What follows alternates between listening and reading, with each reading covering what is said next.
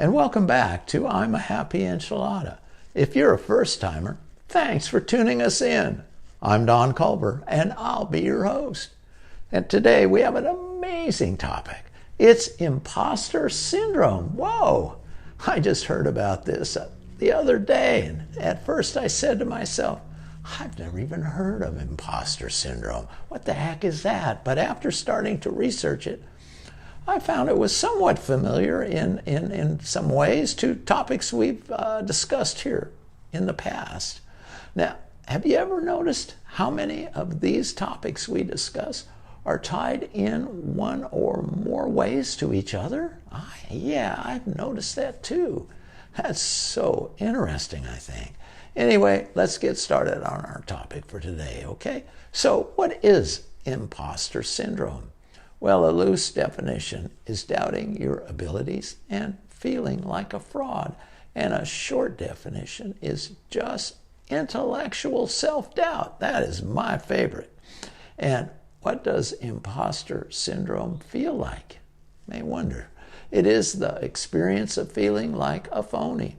You feel like at any moment you're going to be found out as a fraud. Like you don't belong where you are. You only got there through dumb luck, right?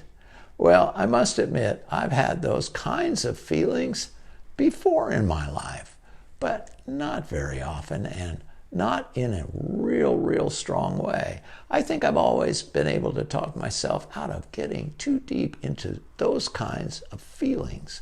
You know, buying into those negative feelings can put you on a mighty slippery slope, right? Fortunately, imposter syndrome isn't a psychiatric diagnosis and is experienced equally by men and women, and frequently coexists with depression and anxiety. Experts say it's the result of many factors, including personality traits such as perfectionism and family background. One theory is that imposter syndrome is rooted in families that value achievement above all else.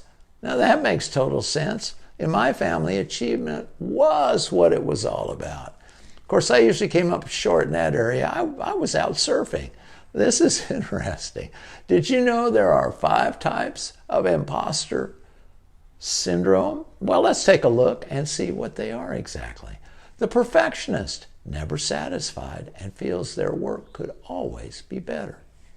The superhero, these people feel inadequate and are compelled to push themselves as hard as possible.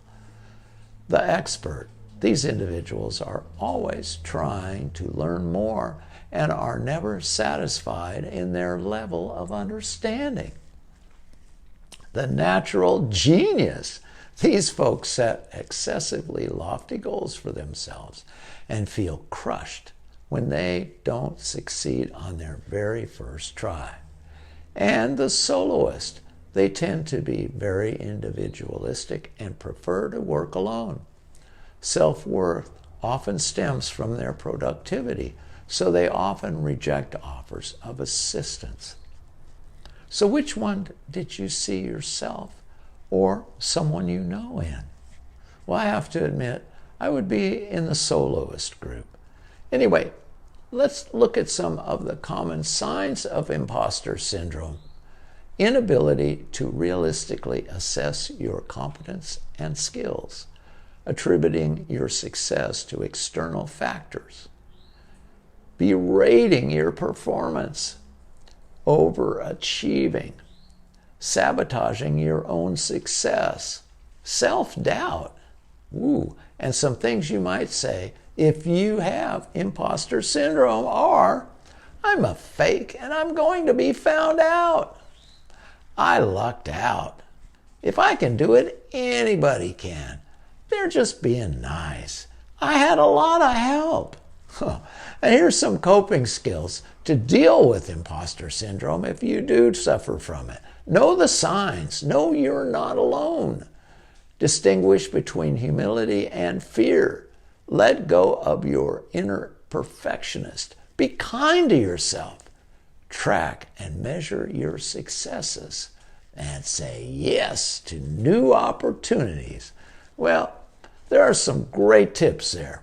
You know, it only takes a couple good tips or ideas to getting yourself up and going on ridding your life of these self-defeating behaviors that we can develop just getting through life. But here's the rub. It's going to take a lot of doing the hard work, sticking with it, and getting to the other side. Probably the most important trait you can learn while working on yourself is, once you start a work, you stick with it until you get to the finish. You do not give up. Think about that, okay? Well, that's all I've got. So until next time, God bless and be a happy enchilada. Bye.